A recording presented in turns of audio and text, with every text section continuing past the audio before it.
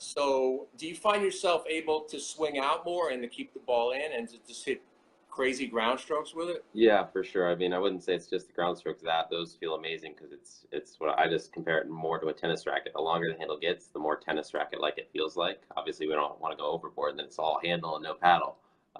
But that's what I was aiming for, just to get that ball to dip a lot, and that really is noticeable not just with the ground strokes, but with the roll volleys. So if you're hitting kind of a top spin offensive volley, it really drops fast.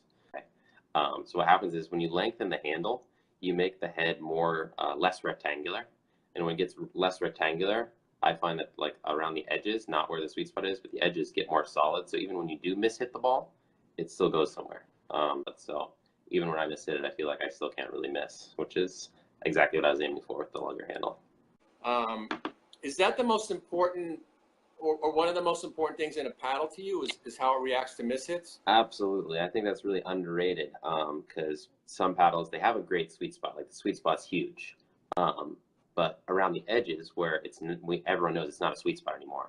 If that part of the paddle is really dead, then really I'm only playing with the sweet spot. If I ever miss the sweet spot, I've lost the rally. So that's what I really didn't want in a paddle. So, I mean, there are a few paddles like that, great sweet spots, but terrible solidity. And there's some paddles, it's not a great sweet spot, but the solidity is awesome, and that's what I prefer. I prefer solidity over a large sweet spot. This one happens to have both, which is great. But yeah, solidity is just huge for me because it just minimizes errors, and that's what pickleball is about, in my opinion. When you switched from the Elite Pro to this Maverick, was there any shot that immediately you noticed an improvement on, or any area of your game that picked up right away? Yeah, I mean, for sure, the ground strokes. The ground strokes felt, I have, it's the same core and skin as the Elite Pro. So that crisp feel that I really liked was there off the paddle.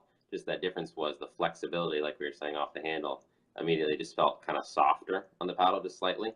And the ball would just dip a lot faster. So the ground strokes is the thing I noticed immediately. And definitely the serve, because the serve is basically a ground stroke.